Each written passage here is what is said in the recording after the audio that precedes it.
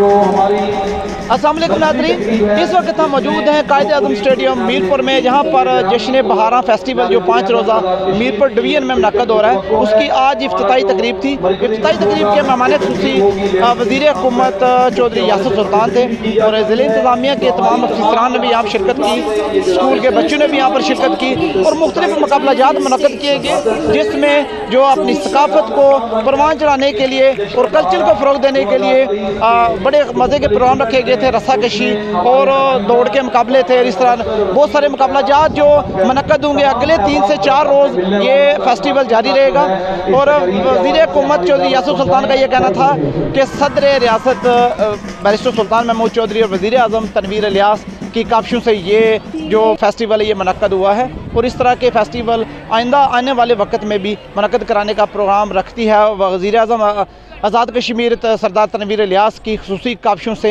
ये जो 5 रोज़ा फेस्टिवल है ये रखा गया है। इसमें मुख्तलिफ मुकाबलाजात हैं, वो आने वाले दिनों में भी जो वो इंशाअल्लाह हम आपको अदालत न्यूज़ की स्क्रीन पर दिखाते रहेंगे। जी, इसके अलावा मैं एक और बात करूँगा कि मैं और आगे सेक्रेटरी स्पोर्ट्स आगे बैठे